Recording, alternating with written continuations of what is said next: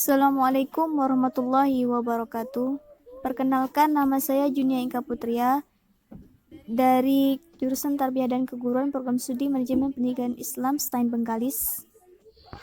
Assalamualaikum warahmatullahi wabarakatuh. Saya Yeni Kurnia, saya dari kelompok 5, mata kuliah Psikologi Manajemen. Selamat menyaksikan.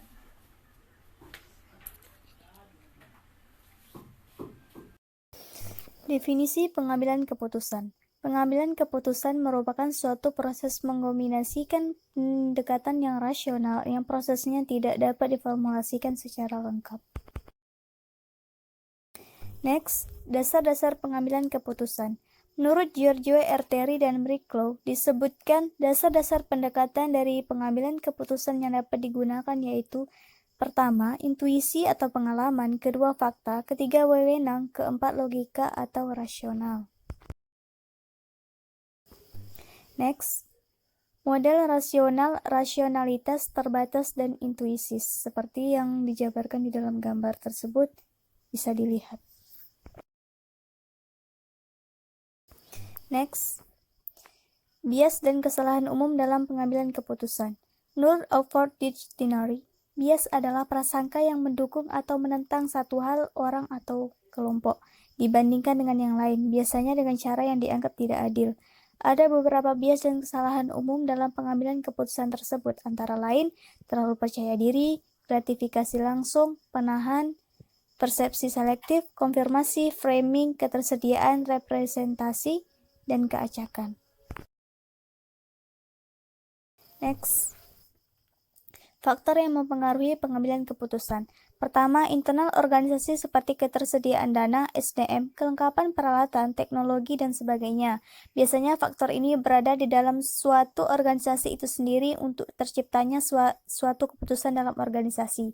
Kedua, eksternal organisasi seperti keadaan sosial, politik, ekonomi, hukum, dan sebagainya. Faktor ini berasal dari luar yang terkait dalam organisasi. Ketiga, ketersediaan informasi yang diperlukan. Seberapa banyaknya informasi yang ada atau seberapa lengkap dan akuratnya informasi yang didapatkan untuk menjadi pertimbangan dalam pengambilan keputusan yang tepat.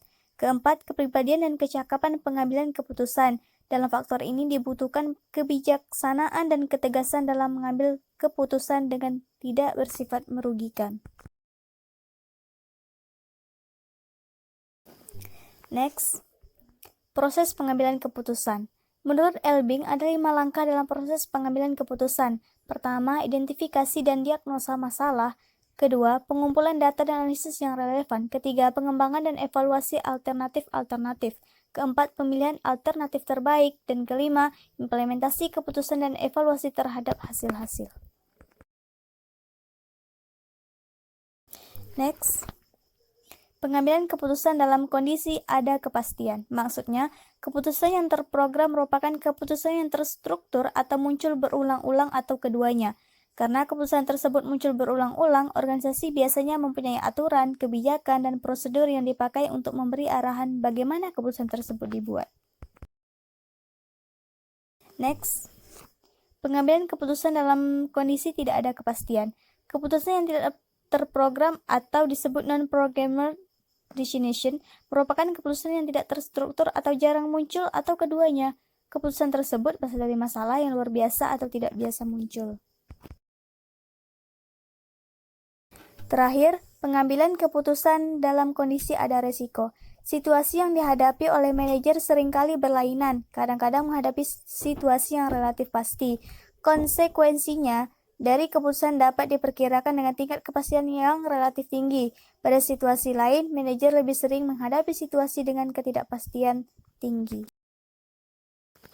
Baiklah, demikian yang bisa dijabarkan. Semoga bermanfaat. Wassalamualaikum warahmatullahi wabarakatuh.